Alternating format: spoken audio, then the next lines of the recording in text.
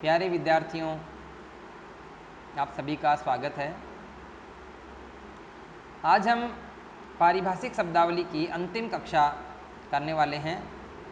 इससे पहले 3 कक्षाएं हमने पारिभाषिक शब्दावली की आज अंतिम कक्षा होगी। इसके बाद हम पत्र लेखन का जो टॉपिक है वो शुरू करेंगे। पत्र लेखन जो 12वीं कक्षा में 5 प्रकार के पत्र लेखन जो पत्र हैं अपने, उसको किस प्रकार से लिखा जाता है उसके बारे में बातचीत करेंगे। आज हम पारिभाषिक शब्दावली की अंतिम कक्षा रखेंगे। तो कौन कौन कुछ शब्द हम लोगों ने और चयन किए हैं, उन शब्दों को हम लेकर आए हैं पारिभाषिक शब्दावली में, देखेंगे। देखो, हमारे पास कुछ शब्द हैं, 10 शब्द यहाँ पर हैं। इनमें से देखेंगे आप कुछ शब्द। एक शब्द है यहाँ सिविल। सिविल, जैसे हम लोग कभी बोलते हैं सिविल का मतलब एक सिविल होता है और एक सिविल नहीं होता। जैसे पुलिस वाले सामान्य आम जनता को क्या बोलेंगे? सिविल, यानी नागरिक, तो उसको नागरिक बोलते हैं। जैसे हम भारत के नागरिक हैं। वास्तव में नागरिक शब्द कैसे तो नगर में रहने वालों के अर्थ में आता था, लेकिन ये सामान्य सभी के लिए लेने लग गए। तो सिविल का अर्थ होता है नागरिक, सिविलाइजेशन, नागरिकता, इस तरह से शब्द प्रचलन में है। तो सिविल का अर्थ होता है नागरिक। एक शब्द कमिटमेंट। कमिटमेंट शब्द आप फिल्मों में भी सुनते होंगे कि एक बार कमिटमेंट कर दिया, मतलब इस तरह के शब्द हैं, है ना। तो कमिटमेंट शब्द जो है हम लोग बार बार सुनते हैं, लेकिन वास्तव में इसकी जो हिंदी है वो क्या है? वो है वचनबद्धता।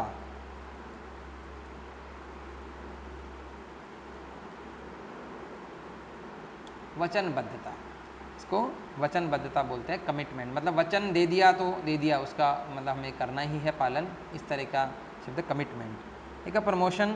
प्रमोशन शब्द पहले भी आया है, जो इसका अर्थ था पदोन्नति। यानी हम सीधा सा इसको समझ सकते हैं, जैसे मान लो कोई सेकंड ग्रेड टीचर है और उसकी पदोन्नति हो गई, उसका प्रमोशन हो गया, तो उसकी पदोन्नति होने का मतलब उसको फर्स्ट ग्रेड टीचर बना दिया जाएगा, यानी उसको लेक्चरर बना दिया जाएगा। इस तरीके से प्रमोशन होता है। तो प्रमोशन का जो हिंदी अर्थ क्या हो गया? हो गया पदोन्नति। और डिमोशन होता है पदावनति, यानी वापस उसको नीचे के पद पे ले जाना, ये होता है। तो ये एक एम्प्लॉय। एम्प्लॉय या एम्प्लॉई, डबल ई भी यहाँ पे लगा सकते हैं, ऐसे भी ये शब्द प्रचलन में है। दोनों तरीक़ों से, किसी भी तरीके से आ सकता है। तो एम्प्लॉय शब्द जो है उसका अर्थ होता है कर्मचारी,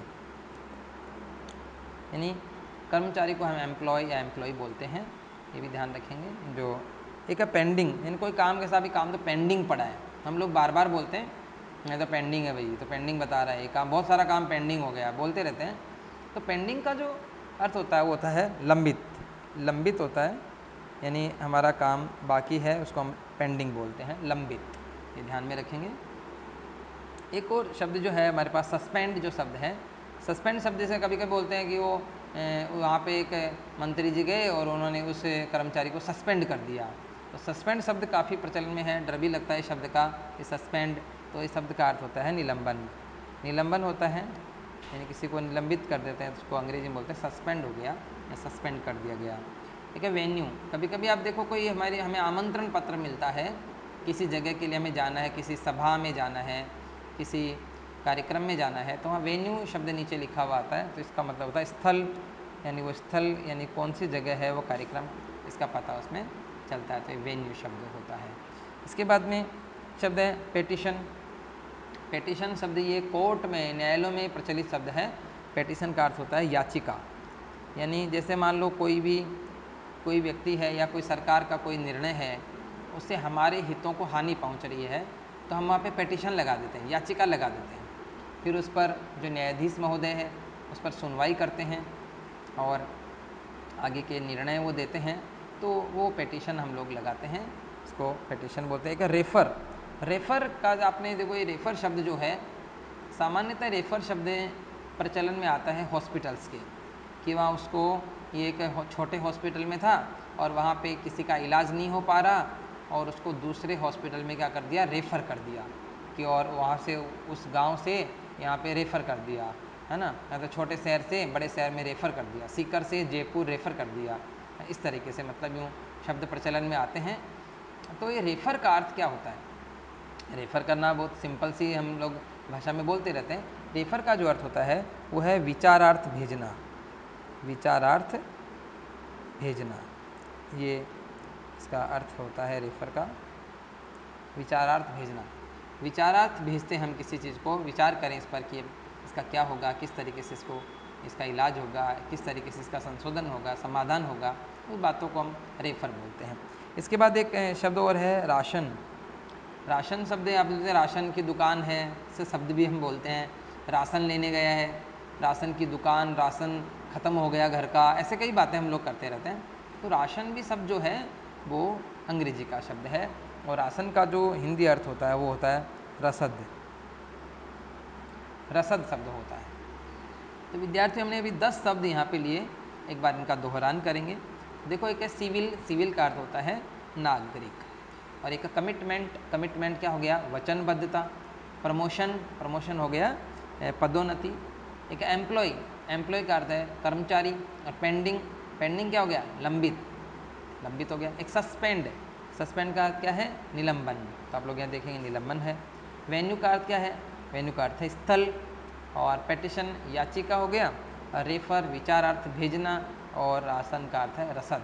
इस प्रकार से ये हम कुछ शब्दों की बात करी। इसके बाद में हम आगे बढ़ते हैं, कुछ और शब्द देखेंगे।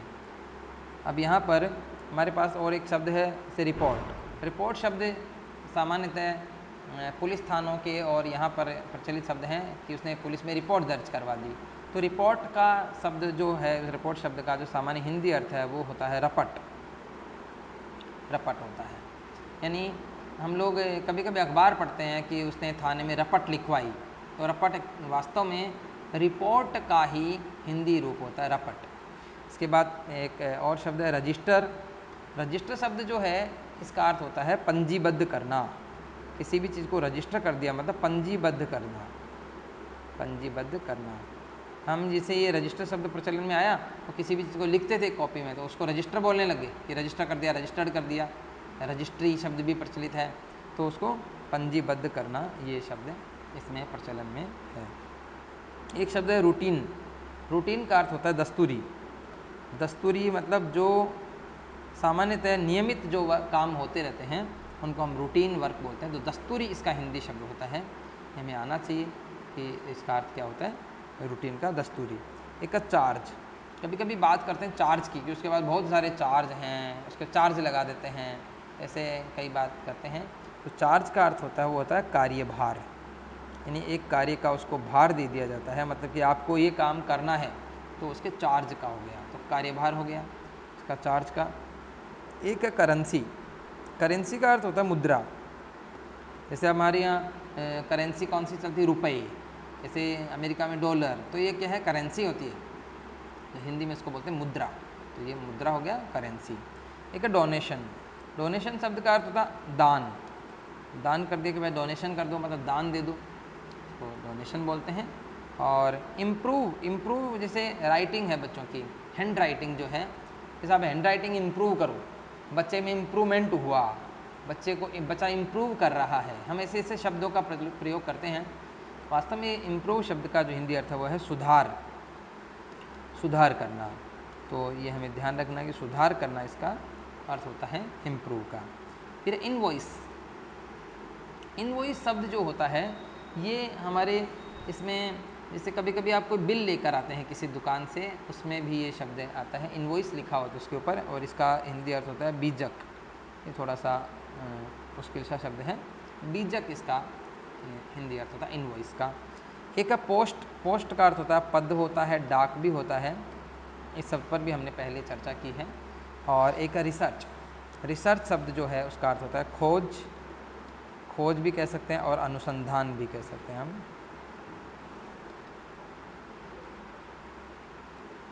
अनुसंधान, खोज और अनुसंधान दोनों शब्द इसको बोलते हैं। तो इस तरह से देखो विद्यार्थी, हम 10 शब्दों पर बात कर रहे हैं अभी। एक रिपोर्ट का अर्थ क्या होता है, रपट होता है, इन पुलिस थाने में रपट लिखवाई। रजिस्टर का अर्थ होता है पंजीबद्ध करना। रूटीन होता है दस्तूरी। चार्ज का मतलब होता है कार्यभार, और करेंसी मुद्रा। डोनेशन होता है दान। इम्प्रूव का अर्थ सुधार करना। इनवॉइस बीजक होता है। पोस्ट का अर्थ पद होता है, और रिसर्च का अर्थ खोज या अनुसंधान होता है। इस प्रकार से ये शब्द प्रचलन में हैं। इसके बाद में आगे देखेंगे।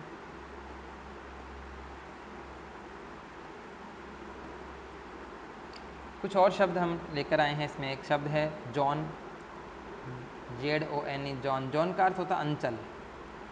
अंचल या फिर हम इसको क्षेत्र भी कह सकते हैं ऐसे, कि क्षेत्र भी होता है। बाकी अंचल और क्षेत्र कोई सा भी आप बता सकते हैं। जॉन, कौन सा जॉन है ना, ऐसे शब्द बोलते हैं तो जॉन का अर्थ। और जोनल, जोनल का अर्थ होता है आंचलिक। जैसे एक जोनल मजिस्ट्रेट शब्द भी हमारे यहाँ प्रचलन में है। जोनल मजिस्ट्रेट यानी चुनाव में बना देते हैं किसी को जोनल मजिस्ट्रेट, जोनल बना देते हैं तो उस अंचल का कार्यभार उसके पास होता है, उसको जोनल बोलते हैं। फिर वीज़ा, वीज़ा जो होता है शब्द, ये देखो विदेशों में जाते हैं लोग, विदेश में जाते हैं तो वीज़ा बनवाना पड़ता है। तो वीज़ा का मतलब वास्तव में होता है प्रवेश पत्र, कि प्रवेश पत्र होता है वहाँ के लिए। और जो टिकट बनवाते हैं वो अलग होता है, टिकट हम अलग बनाते हैं, पासपोर्ट अलग होता है, ये वीज़ा, इस तरह से शब्द बनते हैं। तो वीज़ा जो है उसका अर्थ था प्रवेश पत्र, एक तरह से टिकट ही हो गई वो वहाँ जाने के लिए। विदेशों के लिए प्रयुक्त शब्द है, एक देश से दूसरे देश में जब हम जाते हैं तो ये वीज़ा बनवाना पड़ता है, उसको बोलते हैं प्रवेश पत्र। एक है विटनेस, विटनेस शब्द भी न्यायालयों के लिए प्रचलित शब्द है और इसका अर्थ होता है गवाह है। विटनेस कौन है, गवाह कौन है, ये देखो इस तरह के शब्द भी प्रचलन में है। ठीक है, सेशन जो हमने पहले भी लिया और इसका अर्थ होता है सत्र। सेशन का अर्थ क्या होता है, सत्र होता है। इसके बाद कौन सा सेशन चल रहा है, 2019-20, इस तरह से 2019-20, है ना। रिबेट, रिबेट शब्द का अर्थ होता है, वो होता है छूट, इसमें कितनी रिबेट मिल रही है, हमें कितनी छूट मिल रही है, ये इसमें होता है। एक शब्द सोशल डिस्टेंसिंग, ये अभी कोरोना काल में काफ़ी प्रचलित शब्द रहा है, सोशल डिस्टेंसिंग, और इसका अर्थ होता है सामाजिक दूरी। सामाजिक दूरी, सोशल डिस्टेंसिंग, सामाजिक दूरी, हम एक व्यक्ति से दूसरे व्यक्ति के बीच में जो दूरी बना के रखते हैं, ये थोड़ी सी दूरी रहे, इतनी दूर ही से ही बात करें, हाथ नहीं मिलाएं, इस तरह के शब्द जो हम प्रयोग में लेते हैं, सोशल डिस्टेंसिंग जो है सामाजिक दूरी शब्द इसका होता है। क्वारंटाइन शब्द ये भी इसी समय प्रचलित शब्द है। क्वारंटाइन का जो है अज्ञातवास, यानी उसको कुछ समय के लिए अज्ञात यानी एकदम अलग रख दिया जाता है, अज्ञातवास शब्द हो गया, क्वारंटाइन शब्द है, ये शब्द है। नोटिफिकेशन, नोटिफिकेशन शब्द आपके पत्र लेखन में भी आता है। अधिसूचना, यानी ऐसी सूचना जो या तो राष्ट्रपति के या राज्यपाल के आदेश से जारी होती है, अधिसूचना कहलाती है। एक अधि यानी ऊपर से जो सूचना, यानी राष्ट्रपति या राज्यपाल, बस दो ही व्यक्ति इसको जारी कर सकते हैं, अधिसूचना। एक सर्कुलर, ये भी आपके पत्र लेखन में ही है और इसका अर्थ होता है परिपत्र। सर्कुलर का अर्थ क्या होता है, परिपत्र होता है, यानी ऐसा पत्र जो एक साथ बहुत सारे लोगों को भेजा जा सके, वो परिपत्र कहलाता है। ये आपके कुछ और शब्द हुए। इसमें हम बात करेंगे, देखो कि जोन का अर्थ क्या होता है, अंचल या क्षेत्र होता है, जोनल होता है आंचलिक, और वीज़ा का अर्थ होता है प्रवेश पत्र। का विटनेस का अर्थ होता है गवाह है, और सेशन होता है सत्र। रिबेट मतलब छूट होता है। सोशल डिस्टेंसिंग सामाजिक दूरी। क्वारंटाइन अज्ञातवास। नोटिफिकेशन अधिसूचना। और सर्कुलर का अर्थ होता है परिपत्र। शब्दों को बार बार देखेंगे, वीडियोज़ को बार बार देखेंगे, जिससे आपको ये शब्द ऐसे देखते देखते याद हो जाए, अलग से आपको याद करने की कोई आवश्यकता नहीं रहे। इसके बाद हम कुछ और शब्द लेकर आएंगे। देखो यहाँ पे एक शब्द हमारे सामने है, वो है लेजर। लेजर शब्द जो होता है इसका अर्थ होता है खाता। खाता कोई खाने से नहीं है, खाता का अर्थ होता है एक्चुअली जो अकाउंट टाइप में होता है, जिससे लेजर बनाते हैं। इस विद्यालय में भी एक लेजर होती है कि पैसा किधर आया किधर गया, इस तरह के उसमें हिसाब किताब का ही काम उसमें होता है, लेजर। और लेजर से ही संबंधित एक जुड़ा हुआ शब्द कैश बुक होती है। कैश बुक का अर्थ होता है रोकड़ बही।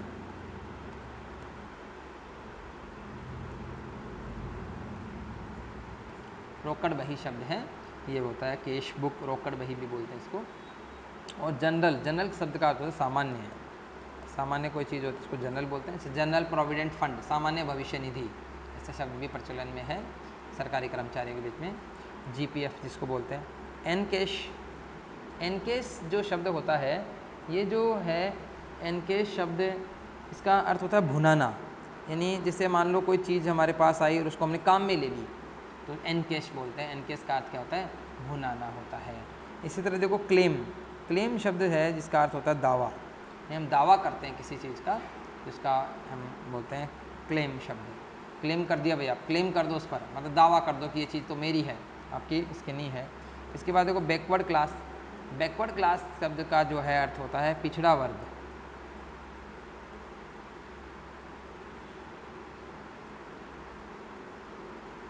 पिछड़ा वर्ग होता है बैकवर्ड क्लास यानी पिछड़ा वर्ग। अमेंडमेंट, अमेंडमेंट का मतलब होता है संशोधन, यानी किसी भी चीज़ में हम संशोधन करते हैं उसको हम अमेंडमेंट बोलते हैं, संशोधन। ठीक है, ये अमेंडमेंट हो गया। फाइनेंस, फाइनेंस शब्द का जो अर्थ होता है वित्त होता है, कि फाइनेंस डिपार्टमेंट यानी वित्त मंत्रालय, तो फाइनेंस का अर्थ वित्त हो गया। पोस्ट डेटेड यानी उत्तर दिनांकित, उत्तर दिनांकित हो गया। उत्तर दिनांकित का मतलब क्या हो गया कि कोई भी ऐसा चेक जिसकी डेट चली गई हो। मान लो आपको कोई ऐसा चेक दे रहा है, जो मान लो एक चेक है जो 3 महीने के लिए वैलिड है। अब 3 महीने के लिए वैलिड कैसे होता है, मान लो आज की हमने डेट, आज की डेट में दिया और 3 महीने तक वो काम करता है कोई चेक, जैसे बैंक में पैसे के लिए चेक देते हैं। और वो जो चेक है, अगर मान लो आपको किसी ने दिया आज की डेट में, आज आपको वो चेक दे रहा है और उसकी डेट ही पहले 3 महीने पहले की लगाई हुई है, तो आज वो चेक बेकार हो गया, तो उसको बोलते हैं पोस्ट डेटेड चेक, यानी उसकी डेट निकल गई और उसका हम पेमेंट नहीं कर सकते, ऐसा है। और यूटिलाइजेशन एक जो शब्द है, यूटिलाइजेशन का अर्थ जो होता है वो होता है उपयोगिता। उपयोगिता, इसको यूसी भी बोलते हैं, यूटिलाइजेशन सर्टिफिकेट, उपयोगिता प्रमाण पत्र। यानी जो राज्य सरकार या सरकारें जो होती हैं वो हमारे लिए कुछ पैसा हमारी संस्थाओं को देती है, गवर्नमेंट जो संस्थाएं उनको पैसा देती है, उसका हमें उपयोग करना है। मान लो किसी विद्यालय को 50,000 रुपये मिली और विद्यालय को क्या करना है, उसको 50,000 रुपये को खर्च करना है, जो सामान उसमें विद्यालय के लिए आवश्यक है वो उसको लाना है। और मान लो कोई विद्यालय है वो उस 50,000 रुपये का यूज ही नहीं करता, उपयोग ही नहीं करता, खाली पड़ा है उसको कि कौन लाएगा कौन करेगा, तो वो नहीं करता, तो वो इसलिए सरकार समय समय पर उसकी हमसे यूसी मांगती है, उपयोगिता प्रमाण पत्र, यूटिलाइजेशन सर्टिफिकेट। तो ये यूटिलाइजेशन शब्द ही है, इसका अर्थ होता है उपयोगिता। एक बार देखेंगे, लेजर जिसका अर्थ क्या होता है, खाता होता है। कैश बुक रोकड़ बही हो गया। जीपी जी जनरल, जनरल का सामान्य। एन केस भुनाना और क्लेम का अर्थ दावा। बैकवर्ड क्लास पिछड़ा वर्ग हो गया। अमेंडमेंट संशोधन हो गया। फाइनेंस वित्त हो गया। पोस्ट डेटेड उत्तर दिनांकित। और यूटिलाइजेशन का अर्थ है उपयोगिता। तो इस प्रकार से हमारे ये कुछ पारिभाषिक शब्द हमने लिए। तो विद्यार्थियों, पारिभाषिक शब्दों की जो आज की कक्षा थी हमारी, ये अंतिम कक्षा थी आज की।